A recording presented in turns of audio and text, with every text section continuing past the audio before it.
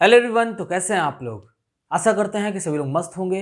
तो दोस्तों, आज के इस लेक्चर में हम डिस्कस करेंगे क्लास 11th का फिजिक्स। ठीक है, और आज का जो हमारा टॉपिक है वो है चैप्टर 10 फ्लूइड मैकेनिक्स से। ठीक है, इससे रिलेटेड हमने और भी कुछ वीडियोस को बना रखा है जिनका लिंक हमारे डिस्क्रिप्शन बॉक्स में दिया हुआ है। यदि आपने उन लेक्चर्स को नहीं देखा है तो एक बार डिस्क्रिप्शन बॉक्स में जाएं और उन लेक्चर्स को देखें। अगर आप पार्ट वाइज देखते हैं तो आज का लेक्चर बड़ा ही क्लियरली समझ में आएगा आपको। तो दोस्तों, चलिए देर ना करते हुए स्टार्ट करते हैं आज के इस लेक्चर को। और आज के इस लेक्चर में हम डिस्कस करेंगे सबसे पहला हाइड्रोस्टैटिक पैराडॉक्स, दूसरा है हमारा पास्कल्स लॉ और तीसरा है एप्लीकेशन ऑफ पास्कल्स लॉ। ठीक है, इतने टॉपिक पे हम यहाँ पे चर्चा करने वाले हैं। तो आइए देखते हैं सबसे पहले हाइड्रोस्टैटिक पैराडॉक्स क्या होता है। हाइड्रोस्टैटिक पैराडॉक्स क्या होता है? देखो जी, यहाँ पर हाइड्रो मतलब हो गया फ्लूइड, स्टैटिक का मतलब समझते हो कि रेस्ट। ठीक है, तो यहाँ पे इसके नेम से एक चीज़ क्लियर हो गया कि हम हाइड्रोस्टैटिक से ही पढ़ रहे हैं। ठीक है, हाइड्रोस्टैटिक पैराडॉक्स में देखिए क्या बताया गया है। सपोज कर लो कि यहाँ पे कुछ कंटेनर्स हमने लिया है। ठीक है, और सभी कंटेनर का बेस एक दूसरे से अटैच्ड है। यहाँ पर मान लो हमने ऐसे कुछ कंटेनर्स लिया हुआ है और इनके ऊपर वाला जो पोर्शन है और कह सकते हैं इनका जो बेस है दोनों ही ओपनड है। ठीक है, और सभी का बेस एक दूसरे से अटैच्ड है। सपोज कर लो कि ऐसे हमने कंटेनर ले रखा है। इस कंटेनर में हमने कुछ फ्लूइड रखा। सपोज कर लो कि हमने कुछ फ्लूइड रखा है, ऐसे हमने कुछ फ्लूइड रख दिया।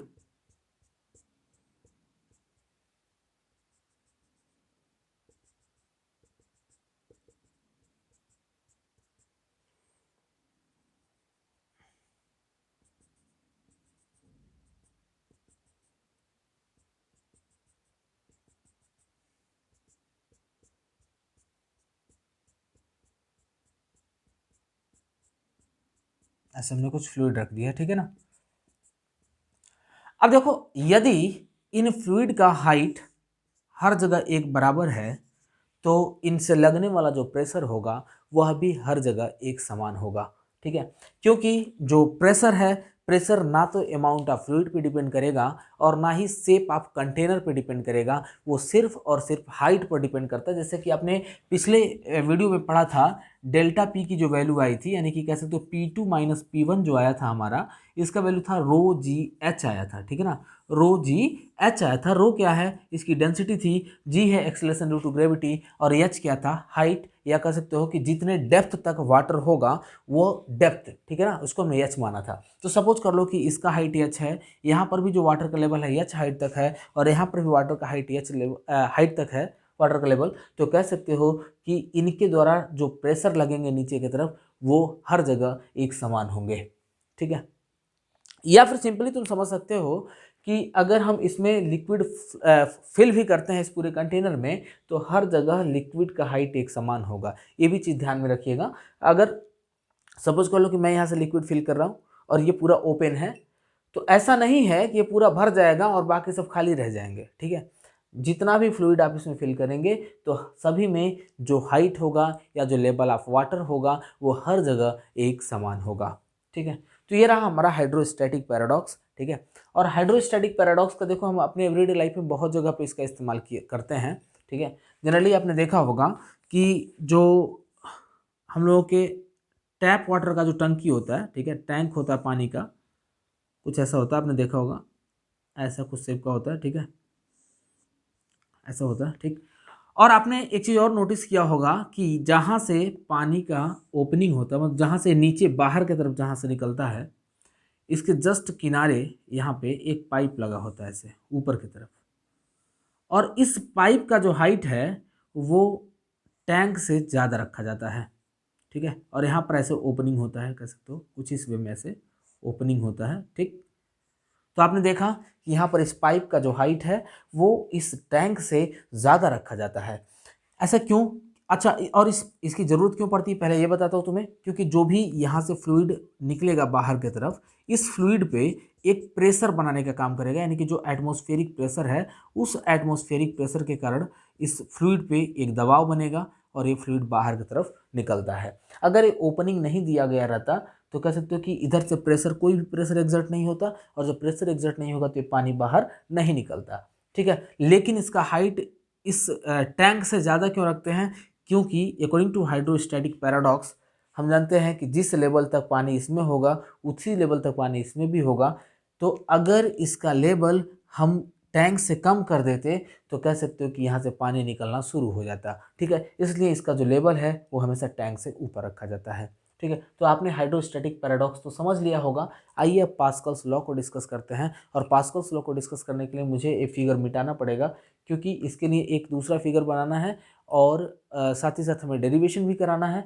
तो इस फिगर को मिटाना पड़ेगा हमें। चलो इधर थोड़ा सा जगह लेते हैं, इधर यहाँ पे हम पास्कल्स लॉ से रिलेटेड हम फिगर बनाते हैं। सपोज कर लो, देखो पास्कल्स लॉ कहता क्या है कि लिक्विड में यदि हमने पी प्रेशर अप्लाई किया है, या कोई भी फ्लूइड है, सपोज करो फ्लूइड है, इस फ्लूइड पे हमने कुछ प्रेशर पी प्रेशर मान लो हमने अप्लाई किया, तो हर जगह लिक्विड के हर एक मॉलिक्यूल पर जो लगने वाला प्रेशर होगा वो एक समान होगा, वो पी ही होगा, ठीक है। देखो फिर से समझ लो, पास्कल्स लॉ क्या कहता है कि किसी भी फ्लूइड पर हम जितना प्रेशर लगाएंगे उतना ही प्रेशर उसके ईच एंड एवरी मॉलिक्यूल पर लगेगा। यानी अगर आपने यहाँ पे पी प्रेशर लगाया है तो पी प्रेशर यहाँ पर भी लगेगा, पी प्रेशर यहाँ पर भी लगेगा, पी प्रेशर यहाँ पर भी लगेगा, ठीक है ना। तो ये होता है हमारा पास्कल्स लॉ। आइए देखते हैं, सपोज कर लो कि यहाँ पे एक कंटेनर हमने ले रखा है, इसी को हमें प्रूव करना है कि पास्कल्स लॉ जो पास्कल ने बताया था वो सही है या नहीं सही है, या फिर उसका डेरिवेशन देखते हैं किसका वैल्यू कितना आता है, अलग अलग जगह पर प्रेशर का वैल्यू क्या एक समान आता है या नहीं आता है, ठीक है। सपोज कर लो कि यहाँ पर हमने एक कंटेनर ले रखा है, और उस कंटेनर का शेप ऐसे प्रिज्मेटिक शेप का है, ठीक है। मान लो ये पहला कंटेनर, सॉरी ये जो कंटेनर है, इस कंटेनर के अंदर जो हमने ऑब्जेक्ट लिया हुआ है, इस ऑब्जेक्ट का जो शेप है कुछ ऐसे प्रिज्मेटिक शेप का, थोड़ा सा और ऊपर जाना चाहिए था इसे, ठीक है, ऐसे प्रिज्मेटिक शेप का है। तो हम जानते हैं कि जो लिक्विड होंगे, लिक्विड क्या करेंगे, इस पर चारों तरफ से प्रेशर लगाएंगे, इधर से भी प्रेशर लगेगा, इधर से भी प्रेशर लगेगा, और इधर से भी प्रेशर लगेगा, ठीक है। अच्छा एक काम और करते हैं, हम जानते हैं कि अगर प्रेशर लग रहा है हर जगह से तो हर जगह से फोर्स भी लगेगा। तो इधर से जो लगने वाला फोर्स है इसको हमने एफ सी मान लिया, इधर से लगने वाला फोर्स हमने एफ ए मान लिया, और जो फोर्स नीचे से लग रहा है इस फोर्स को हमने नाम दे दिया एफ बी, ठीक है।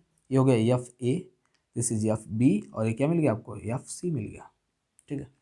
अब ध्यान देना, इसका एरिया ऑफ क्रॉस सेक्शन हम मानते हैं ए सी मान लिया हमने। इसका जो एरिया, इस सरफेस का एरिया, इस सरफेस के एरिया को हम ए सपोज कर लेते हैं, और ये जो सरफेस एरिया है इस सरफेस एरिया को हम ए बी सपोज कर लेते हैं, ठीक है। तो आप जानते हैं कि चारों तरफ से कुछ प्रेशर लग रहा है, ठीक है। हम क्या अगर अगर कह सकते हो कि ये जो ऑब्जेक्ट है ये ऑब्जेक्ट अपने इक्विलिब्रियम पोजीशन में होगा, तो हम कह सकते हैं कि चारों तरफ से जो लगने वाले फोर्सेस हैं वो एक दूसरे को बैलेंस कर रहे हैं। लेकिन हमें यह भी दिखाई दे रहा है कि सारे फोर्सेस कह सकते हो एक दूसरे का जस्ट अपोजिट नहीं है, तो इसलिए हमें किसी एक फोर्स का कंपोनेंट निकालना पड़ेगा। और हम किस फोर्स का कंपोनेंट निकालेंगे, एफ सी का, ठीक है, क्योंकि सूटेबल यही होगा। क्योंकि जब हम इसका कंपोनेंट निकालेंगे तो एक इसका वर्टिकल कंपोनेंट होगा जो कि इधर की तरफ होगा, दूसरा हॉरिजॉन्टल कंपोनेंट होगा। यदि ये एंगल थीटा है, मान लीजिए ये एंगल थीटा है, तो इसमें भी कह सकते हो इसका जो हम कंपोनेंट फाइंड करेंगे ये हमारा एफ सी है, ओके। ये क्या है, एफ सी। तो कह सकते हो ये भी एंगल थीटा होगा, तो ये क्या हो जाएगा, एफ कॉस थीटा, और जो इधर की तरफ जो वैल्यू आएगा वो हो जाएगा एफ साइन थीटा, ठीक है बच्चों। ये अगर हमारा एफ सी है तो इसके दो कंपोनेंट हमने निकाला, एक कंपोनेंट नीचे की तरफ मिला जो कि एफ कॉस थीटा है, और दूसरा कंपोनेंट इधर की तरफ मिला जो कि एफ साइन थीटा है, और ये रहा हमारा वर्टिकल कंपोनेंट, ठीक है। तो कह सकते हो हियर, अगर आप ध्यान से देखो तो जो एफ साइन थीटा है, सॉरी इसको एफ सी लिखते हैं, एफ सी साइन थीटा है, और इधर है एफ सी कॉस थीटा, ठीक है। तो अगर आप ध्यान से देखो तो एफ सी साइन थीटा जो है, एफ सी साइन थीटा किसके बराबर होगा, एफ ए के बराबर होगा, तभी जाके ये बॉडी इधर नहीं मूव करेगी, ठीक है। कह सकते हो F C sine theta F A के बराबर होगा, और F C cos theta F B के बराबर होगा, ठीक है। तो देखिएगा कैसे, here F sine theta, sorry F C sine theta upon A C sine theta, ठीक है। क्योंकि हम प्रेशर निकालें तो प्रेशर बराबर हम जानते हो फोर्स पर यूनिट एरिया, तो जैसे आप देख रहे हो कि इसका जब आपने कंपोनेंट निकाला तो एक वर्टिकल कंपोनेंट और एक हॉरिजॉन्टल कंपोनेंट आया, वैसे ही अगर एरिया के डायरेक्शन को लेकर के कंपोनेंट निकालोगे तो भी आएगा एक वर्टिकल कंपोनेंट और एक हॉरिजॉन्टल कंपोनेंट। तो जहाँ पे F sine theta F C sine theta होगा उसके जस्ट नीचे हम क्या लिखेंगे, ए सी साइन थीटा। ये क्या है, इसका प्रेशर निकल गया, ठीक है। और एक किसके बराबर होगा बच्चों, ये होगा एफ ए अपॉन ए के। तो एफ ए अपॉन ए के बराबर होगा, ठीक है। यहाँ पे देखो साइन थीटा से साइन थीटा कैंसिल हो जाएगा और ये मिल गया आपको F C upon A C is equals to F A upon A, ठीक है। This is our first equation, okay. और देखना, एंड हमने एक चीज़ और देखा कि यहाँ पर जो एफ सी कॉस थीटा है, एफ सी कॉस थीटा, तो यहाँ पे लिखेंगे ए सी कॉस थीटा, ठीक है। ये हमें प्रेशर मिल जाएगा। ये किसके बराबर होगा, देखो जरा, जो कॉस थीटा डाउनवर्ड डायरेक्शन में आ रहा है यानी कि एफ बी के बराबर होगा, F B upon A B के बराबर होगा। तो यहाँ पे लिखेंगे क्या, F B upon A B. ये हो गया हमारा दूसरा इक्वेशन। यहाँ पे कॉस थीटा से कॉस थीटा कैंसिल हो जाएगा, ठीक है। अब देखो जरा, ये भी एफ सी अपन ए सी का वैल्यू है और यह भी एफ सी अपन ए सी का वैल्यू है। तो दोनों को अगर आप कंपेयर करते हैं, on comparing first and second equation we get, ठीक है। तो देखिएगा हमें क्या मिल जाएगा, हमें मिल जाएगा F A upon A is equals to F B upon A B is equals to F C upon A C, ठीक है। तो ये क्या मिल गया, pressure of A will equals to pressure of B will equals to pressure of C, ठीक है जी। तो ये चीज़ आपको समझ में आ गया होगा कि यहाँ पे जो लगने वाले प्रेशर हैं इस ब्लॉक पे, वो हर तरफ से एक समान प्रेशर लग रहे हैं, यानी पी ए, पी बी और पी सी सारे के सारे वैल्यूज़ एक समान हैं, ठीक है। तो लगभग आपको समझ में आ गया होगा कि प्रेशर पास्कल्स लॉ क्या कहता है और जो बताता है कि प्रेशर का जो वैल्यू है वो हर जगह एक समान होगा, वो चीज़ हमने यहाँ पर प्रूव कर लिया है, ठीक है। तो जल्दी से वीडियो को पॉज करके इसे नोट करो, फिर हम आगे बढ़ते हैं और डिस्कस करेंगे इसके एप्लीकेशंस के बारे में। तो जल्दी से नोट करो बच्चों।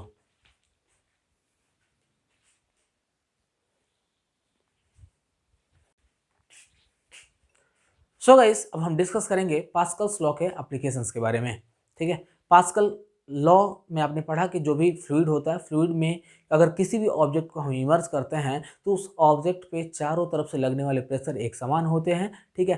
तो अब हमें ये देखना है कि इसके प्रिंसिपल पे कौन कौन से वर्क डन होते हैं, ठीक है, या फिर कहाँ कहाँ इसके प्रिंसिपल को अप्लाई किया जाता है, ठीक है।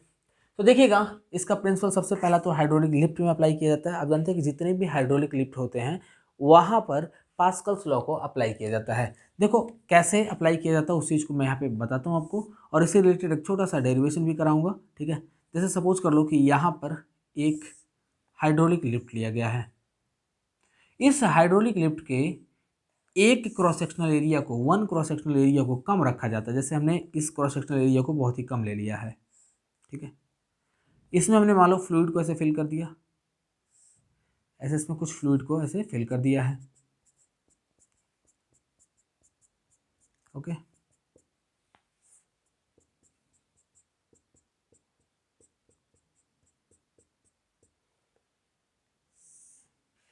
ये रहा हमारा फ्लूइड हो गया, इसमें फ्लूइड फिल किया गया है, ओके।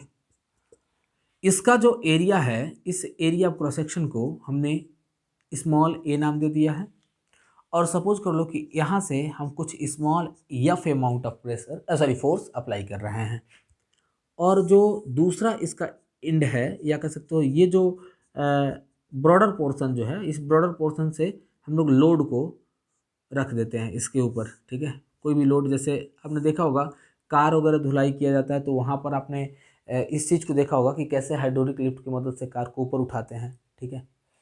तो देखिएगा यहाँ पे क्या रखा जाता है, कुछ लोड रखा जाता है, ठीक। यहाँ पे ऐसे लोड रखा जाता है।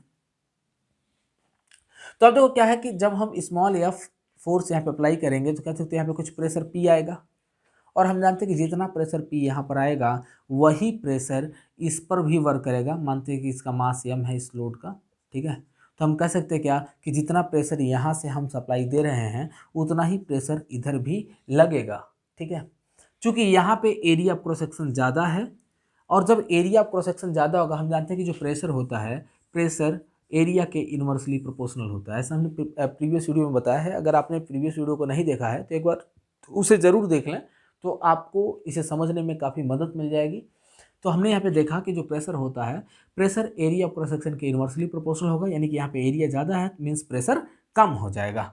ठीक है, अब देखना एक चीज़, तो इसलिए हमें ज़्यादा से ज़्यादा फोर्स ऊपर की तरफ लगाना पड़ेगा, तभी जाकर प्रेशर बैलेंस हो पाएगा। तो सिंपली कहोगे क्या कि इस प्रेशर के कारण ऊपर की तरफ फोर्स ज़्यादा लगेगा, क्योंकि यहाँ पे एरिया ज़्यादा है। ठीक है, तो हियर अगर हम देखें फ्रॉम फर्स्ट एंड या फ्रॉम फर्स्ट ओपनिंग कह सकते हो, एंड नहीं कहोगे, from first opening, from first opening pressure is equal to मिल जाएगा एफ अपॉन ए। इसको मैंने मान लिया पहला इक्वेशन। ठीक है ना, एंड यहाँ पे लिखते हैं एंड फ्रॉम सेकेंड पिस्टन, या फिर कह सकते हो फ्रॉम सेकेंड एंड। ठीक है, यहाँ पर देखोगे प्रेशर इज इक्वल टू क्या लिखा हुआ है, फोर्स पर यूनिट एरिया हो जाएगा। ठीक है, अब यहाँ पर देखो हम कितना लोड उठा सकते हैं, उस लोड का वैल्यू हम फाइंड करेंगे। देखिएगा कैसे, सिंपली कह सकते हो कि इस प्रेशर की जगह प्रेशर का वैल्यू रख सकते हैं। तो यहाँ पे मिलेगा small F upon A is equal to capital F upon A. ठीक है, और यहाँ पे क्या लिखोगे, फ्रॉम फर्स्ट इक्वेशन, यहाँ पे लिखा फ्रॉम फर्स्ट इक्वेशन। अब देखना यहाँ से आपको फोर्स की वैल्यू मिल जाएगी एफ अपॉन ए इंटू ए। ठीक है, मतलब ये हुआ कि हम कितना भारी वजन उठा सकते हैं, ठीक है, या ऊपर की तरफ कितना फोर्स हम लगा सकते हैं, वह फोर्स डिपेंड करता है इन दोनों पे। ठीक है, तो आपने देखा कि जब एरिया ज़्यादा होगा तो कह सकते हो कि प्रेशर के वैल्यू को मेंटेन करने के लिए ऊपर की तरफ फोर्स ज़्यादा लगेगा और हम ज़्यादा से ज़्यादा वेट को ऊपर उठा सकते हैं। ठीक है, तो ये रहा हमारा हाइड्रोलिक लिफ्ट का कॉन्सेप्ट। चलिए आगे बढ़ते हैं, इसके नेक्स्ट एप्लीकेशन को हम डिस्कस करते हैं, जो कि है हाइड्रोलिक ब्रेक।